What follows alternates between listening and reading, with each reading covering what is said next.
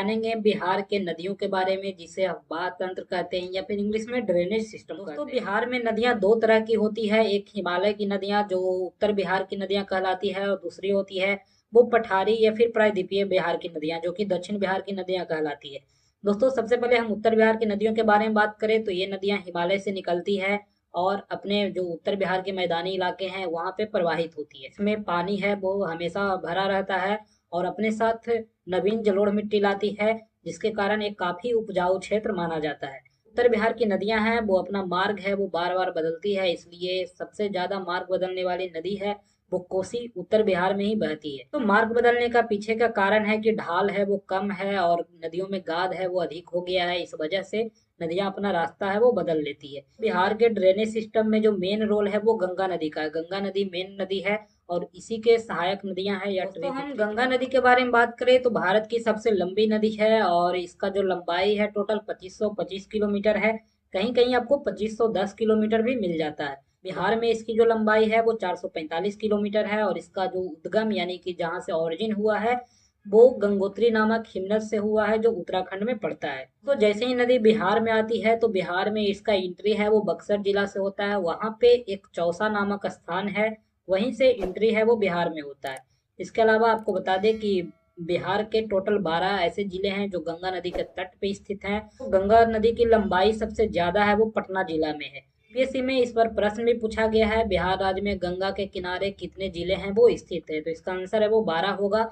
और एक और क्वेश्चन है, बिहार में किस जिले में गंगा नदी सबसे अधिक लंबी है, तो ये पटना जिला है जहाँ पे गंगा नदी की लंबाई है वो सबसे ज्यादा है। दोस्तों, अब हम मैप से समझने की कोशिश करते हैं तो आप देख सकते हैं गंगा है वो उत्तर प्रदेश से आती है और बिहार के बक्सर चौसा में एंट्री करती है बिहार में।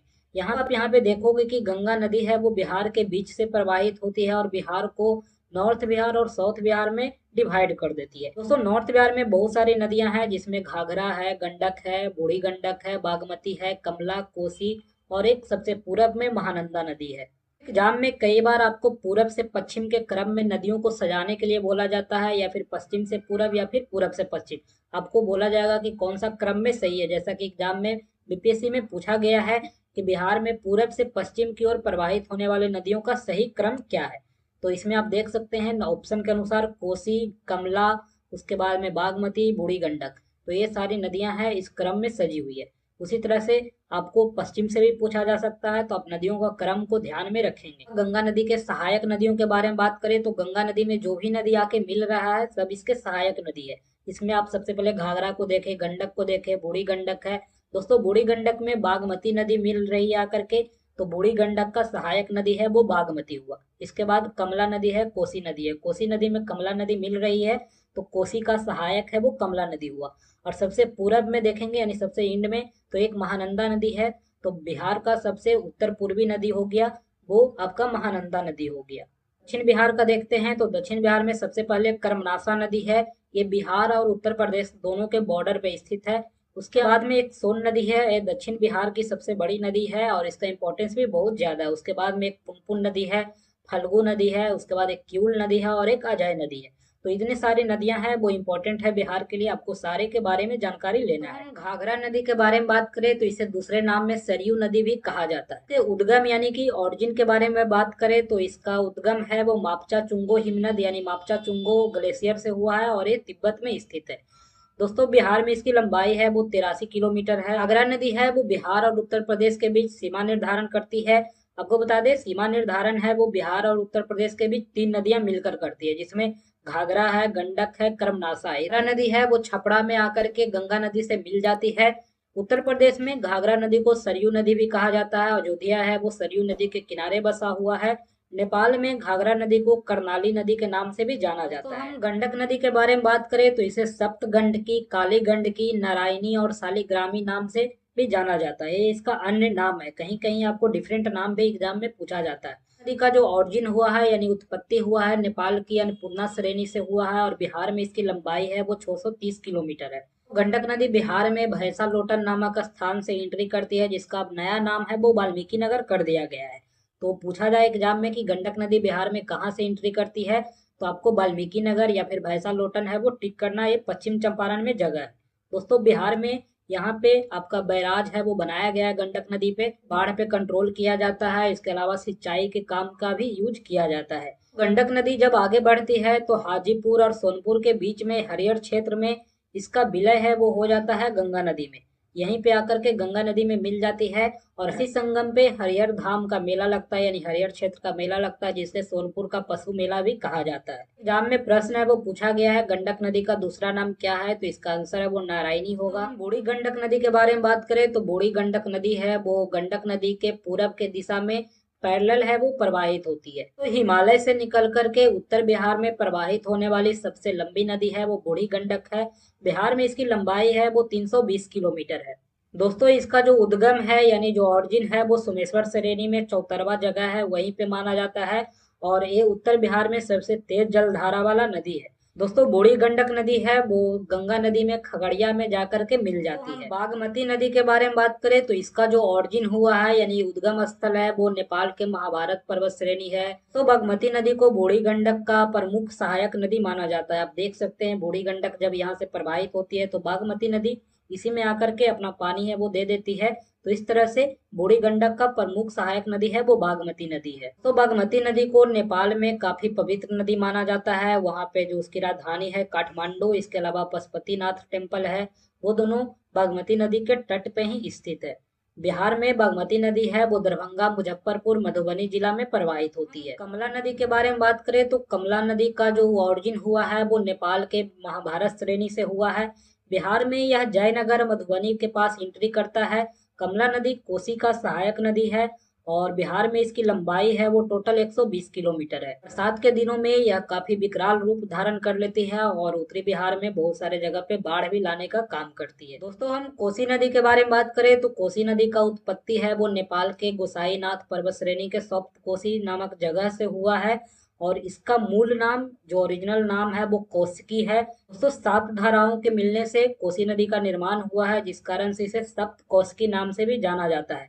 मार्ग बदलने के लिए बहुत ही प्रसिद्ध है। ये नदी है वो वर्तमान में पूरब से पश्चिम की ओर है वो शिफ्ट कर रहा है। कोसी नदी है वो नॉर्थ बिहार में बाढ़ लाने का काम करती है, जिससे जीवन है वो काफी अस्त व्यस्त होता है। इस कारण से इसे बिहार का शोक कहा जाता है। कोसी नदी की कुल लंबाई 260 किलोमीटर है। दोस्तों कोसी नदी सुपौल जिला से बिहार में प्रवेश करती है और कटिहार में कुर्सेला एक जगह है, वहीं से कोसी नदी है वो गंगा में मिल जाती है। तो कई बार एग्जाम में प्रश्न भी पूछा गया है कि कोसी नदी का गंगा में विलय है वो किस स्थान पे होता है, तो आपको एक कुर्सेला याद रखना, कुर्सेला कटिहार में पड़ता है। महानंदा नदी के बारे में बात करें तो ये उत्तर बिहार में प्रवाहित होने वाला सबसे पूर्वी नदी है, यानी सबसे लास्ट में यही नदी है वो प्रवाहित होती है।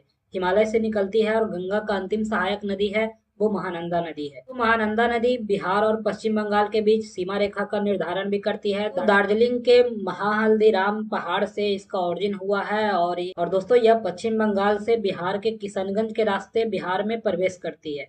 महानंदा नदी है वो पूर्णिया और कटिहार में प्रवाहित होते हुए कटिहार में गंगा नदी में मिल जाता है और इसका जो मेन सहायक नदी है महानंदा का वो एक मेची नाम का नदी है। मेची नदी है वो महानंदा नदी का प्रमुख सहायक नदी है, आप इसे याद रखेंगे। तो हाल ही में एक स्कीम शुरू किया गया था नदी जोड़ो परियोजना, जिसमें कोसी और मेची नदी को जोड़ा गया है, जिससे बिहार के अररिया, पूर्णिया, किशनगंज और कटिहार ये 4 जिले हैं जिनको बेनिफिट मिलेगा। दोस्तों इस पे बीपीएससी 71st में प्रश्न भी पूछ चुका है। दोस्तों दक्षिणी बिहार की नदियां हैं वो या तो पठारी है या फिर प्रायद्वीपीय नदियां। इसमें सबसे जो ज्यादा इंपॉर्टेंट है वो सोन नदी है। सोन नदी को हम लोग हिरण्यवाह या सोनभद्र के नाम से भी जानते हैं। दक्षिण बिहार में प्रवाहित होने वाली सबसे प्रमुख नदी है और सोन नदी का उद्गम है वो मध्य प्रदेश के अमरकंटक पठार से हुआ है, ये आपको ध्यान में रखना है। उत्पत्ति केंद्र यानी ऑरिजिन प्लेस है वो आपको एग्जाम में पूछा जाता है। दोस्तों बिहार में ये नदी है वो रोहतास जिला से प्रवेश करती है। और अब तो आपको बता दें कि दक्षिण बिहार में प्रवाहित होने वाली गंगा की सबसे लंबी सहायक नदी है वो सोन है और उत्तर बिहार की बात करें तो गंडक है वो सबसे लंबी सहायक नदी है। बिहार में इसकी कुल लंबाई 202 किलोमीटर है, जबकि सोन नदी की टोटल लंबाई 784 किलोमीटर है। तो दानापुर से 10 किलोमीटर पश्चिम में एक मनेर जगह है, वहीं पे गंगा नदी में मिल जाती है। यानी सोन नदी की प्रमुख सहायक नदी है गोविंद, रिहंद, कनहर और उत्तरी कोयल, ये 4 नदी है वो सोन नदी का सहायक नदी है। सोन नदी पे दक्षिण पश्चिम बिहार का प्रमुख सिंचाई योजना भी है, जिससे रोहतास, जैसे जिला में काफी सिंचाई है वो नहर से किया जाता है। इसके अलावा आपको बता दें, सोन नदी पर पहला बांध है वो 1873-74 में डेहरी में बनाया गया था। उसके बाद इंद्रपुरी बैराज है 1968 में बनाया गया है। दोस्तों आरा के पास कोइलवर में 1440 मीटर लंबा रेल ब्रिज है वो बनाया गया 1862 में, वो सोन नदी पे बना है। इसे अब्दुल बारी पथ के नाम से भी जाना जाता है। कोइलवर पुल है वो पटना को डायरेक्ट भोजपुर से कनेक्टिविटी प्रदान करता है। दोस्तों इसके अलावा नेहरू रेल पुल का निर्माण है वो 1900 ईस्वी में डेहरी के पास किया गया था। सोन नदी का इंपॉर्टेंस है वो साउथ बिहार में बहुत ज्यादा है। नदी के बारे में बात करें तो फल्गु नदी है वो छोटा नागपुर पठार से कई धाराओं के रूप में निकलती है। मेन धारा होता है, मेन स्ट्रीम होता है वो निरंजना नदी कहलाता है। निरंजना नदी की धारा है वो बोध गया में आता है। तो यहाँ पे मोहाना और लीलाजन दो नदी है, इस नदी में मिल जाती है। उसके बाद में ये फल्गु नदी का निर्माण करती है। दोस्तों एग्जाम में प्रश्न है वो पूछा जा चुका है, गया का फल्गु नदी है वो किसके संगम से निर्माण हुआ है। तो आपको मोहाना और लीलाजन दो नदी है, इस नदी को नाम याद रखना है। इसी नदी के संगम से फल्गु नदी का निर्माण हुआ है। गौतम बुद्ध को ज्ञान की प्राप्ति है वो निरंजना नदी के तट पे ही हुआ था। गया में फल्गु नदी के तट पे पितृपक्ष का मेला लगता है जहाँ पे लोग अपने पिंडदान है वो करवाते हैं। जो भी पुनपुन नदी के बारे में बात करें तो यह एक मौसमी नदी है, जैसे ही बरसात होगा इसमें पानी है वो बहुत ज्यादा भर जाएगा।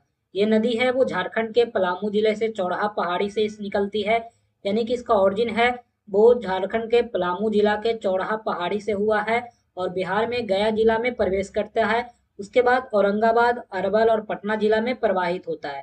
दोस्तों यह फतुहा के पास जाकर के गंगा नदी में मिल जाता है। फतुहा पटना के पास है, इंपॉर्टेंट है, एग्जाम में बहुत बार पूछा जा चुका है। एक और जो नदी है वो अजय नदी है। अजय नदी जमुई जिला के चकाई से निकलता है। तो यह नदी है वो बिहार से झारखंड के देवघर जिला में प्रवेश करता है। इसे अजयवती या अजमती नाम से भी जाना जाता है। यह नदी है वो पूर्व एवं दक्षिण की दिशा में प्रवाहित होते हुए बंगाल में प्रवेश करता है और गंगा नदी में मिल जाता है। सकड़ी नदी है। सकड़ी नदी का जो उद्गम है यानी जो ओरिजिन प्लेस है ये छोटा नागपुर पठार के उत्तरी भाग से हुआ है, जिसे हम लोग हजारीबाग पठार के नाम से भी जानते हैं। दोस्तों यह जो नदी है वो बिहार के गया, पटना, नवादा और मुंगेर जिला में प्रवाहित होते हुए गंगा नदी में मिल जाता है। कर्मनाशा नदी है। कर्मनाशा को बोला जाता है कि ये कर्म का नाश करने वाला नदी है। इसे हिंदू मान्यता के अनुसार अशुभ या अपवित्र नदी है वो माना जाता है। तो इसकी उत्पत्ति है यानी जो ओरिजिन है वो विंध्याचल पहाड़ी के सारोदागा से हुआ है और चौसा के पास यह गंगा नदी में मिल जाता है। यह जो नदी है वो बिहार और उत्तर प्रदेश के बीच सीमा निर्धारण है वो करती है। पंचानन नदी के बारे में बात करें तो इसका निर्माण है वो 5 धाराओं से मिलकर हुआ है, इस कारण इसे पंचानन नदी कहा जाता है। कई जगह आपको पंचाने नदी के नाम से भी मिल जाएगा। इस नदी का जो प्रमुख धारा है वो भासर, तिलैया, धरजे और महाने है, जो छोटा नागपुर पठार से निकलता है।